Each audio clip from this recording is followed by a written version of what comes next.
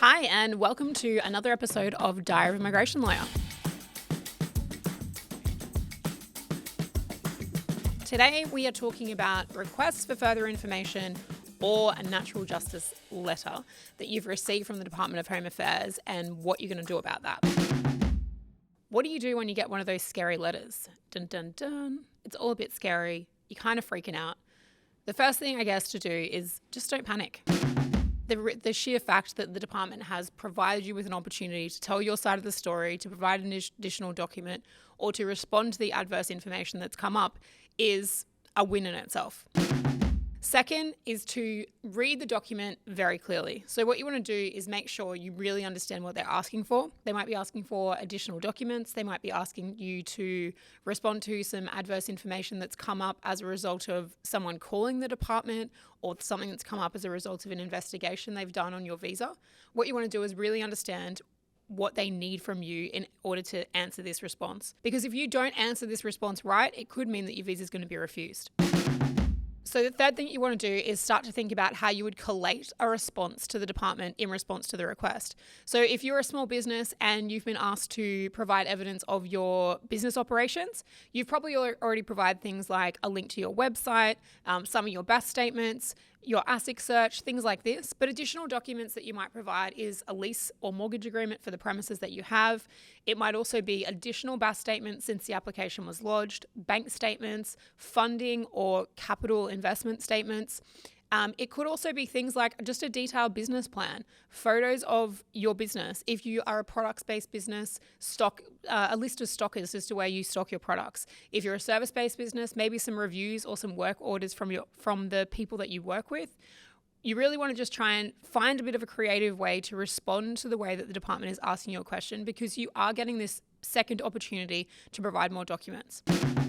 Alternatively, if the department has come to you and notified you that there's some adverse information around your visa application that's come out as a result of an investigation that they've undertaken, or as a result of someone calling the department and telling them about something on your visa application, you really need to understand how you're going to respond to this. So sit down, understand exactly what it is, and then start to formulate your response. So an example of this is I had a client and I received a natural justice request where the department had received adverse information about the relationship that my clients were in. So the sponsor was a woman, an Australian citizen, and the applicant was a gentleman that had applied for a partner visa. The allegation in the request that I had received was that there was domestic violence within the relationship. And it was quite sort of serious allegations. Obviously, I had to take that very seriously. I called the sponsor and had a conversation with her and asked her, and sort of directly had to ask her exactly what was going on in the relationship, if this was something that we needed to notify or be careful of or do something about, make sure she's safe. So after really understanding that she was safe and making sure that she was okay, it came out that the allegations were completely untrue. They were unfounded, and what had happened is one of her family members, who wasn't a fan of her now new husband, had called up the department and dobbed in to give this information so that he wouldn't be able to get the visa. So what we did there was we formulated a little bit more information about their relationship, how their relationship operates, what it looks like, and why there is an evidence of domestic violence, and then that visa later got granted. Now you've got the request, you haven't panicked, you have read exactly what you need to do, and you have started to collate or think about what your response is going to be. The final thing you need to do is get help. And I say get help because if you don't answer this request properly, like I mentioned earlier, this could mean a visa refusal.